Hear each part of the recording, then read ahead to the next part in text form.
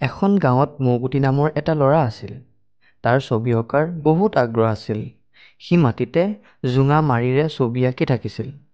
তাৰ ওচৰত কাগজ আৰু পেঞ্চিল কিনিবলৈ পইচা নাই। সি সদায় ভাবিছিল যে মোৰ ওচৰত পেঞ্চিল থকা হ'লে তেতিয়া মই কিমান যে ধুনীয়া ছবি আঁকিলো হয়। সি মাৰিৰে সদায় ছবি আঁকি থাকে।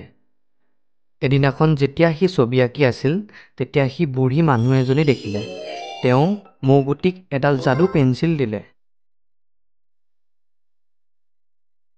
এই ডালেৰে তুমি সদায় ছবি আঁকি দুখীয়াসকলক সহায় কৰিবা।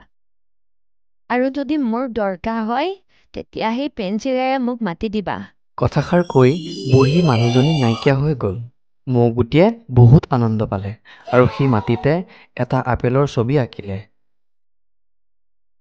বাহ, কি পেঞ্চিল এইডাল! হঠাৎ আপেলটো আচলি হৈ গ'ল। পিছত আকৌ সি মেকুৰীৰ ছবি আঁকিলে আৰু চাওঁতে চাওঁতে সেইটো আচলি মেকুৰী হৈ গ'ল।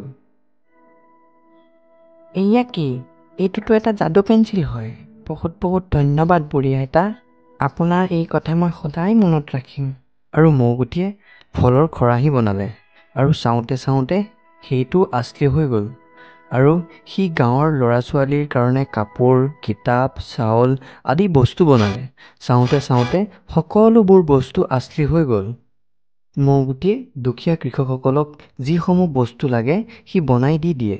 গাঁৱৰ লোকসকলে মৌগুটিৰ কাৰণে বহুত সুখী হৈছিল কাৰণ সি গাঁৱৰে দুখীয়াসকলক সহায় কৰিছিল। এই খবৰটো ৰজাৰ কাণত পৰিল। ৰজাই মৌগুটিক আনিবলৈ আদেশ দিলে।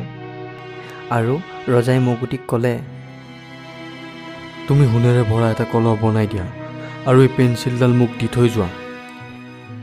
মহাৰাজ, আপোনাৰ ওচৰত বহুত ধন আছে। মই কেৱল দুখীয়াসকলৰ কাৰণে ছবি আঁকি তেওঁলোকক সহায় কৰোঁ। ৰজাৰ খং উঠিল আৰু ৰজাই সৈনিকক আদেশ দি মৌগুটিৰ পৰা পেঞ্চিল লৈ তেওঁ নিজেই সোণৰ কলহ বনাবলৈ ল'লে। কিন্তু সোণৰ কলহ আচলি নহ'ল।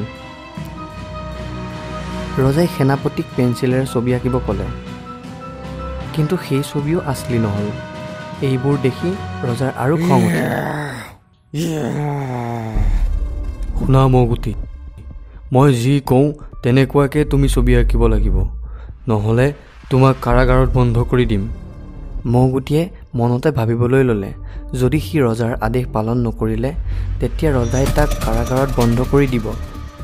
তেতিয়া সি দুখীয়াসকলক সহায় কৰিব নোৱাৰিব। সি টেঙৰ আছিল আৰু সি বুঢ়ী মানুহজনীৰ ছবি আঁকিল আৰু তাত বুঢ়ী মানুহজনী উপস্থিত হ'ল। সেই বুঢ়ী মানুহজনীয়ে ৰজাক বুজালে। প্ৰণাম মহাৰাজ। সঁচা কওঁ যদি আপোনাৰ ওচৰত ধনৰ একো অসুবিধা নাই। কিন্তু সঁচাকৈ যিসকল দুখীয়া হয় মৌগুটি সেইসকলক বহুত আনন্দ দিয়াৰ কাম কৰি আছে। আপুনি তাৰ পৰা পেঞ্চিলডাল লৈ ল'লে, কিন্তু এইডালে আপোনাৰ ইচ্ছা অনুসৰি একো কাম কৰিব নোৱাৰিলে আৰু কোনোবা বেলেগৰ হাতেৰে এই ছবিত জান নাহে।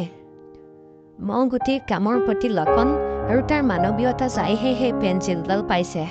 ৰজাই তেওঁৰ ভুলৰ অনুভৱ কৰিলে আৰু ৰজাই মৌগুটি আৰু বুঢ়ী মানুহজনীক ক্ষমা খুজিলে আৰু সেই বুঢ়ী মানুহজনী তাৰ পৰা নাইকিয়া হৈ গ'ল। ৰজাই মৌগুটিক সন্মান কৰিলে।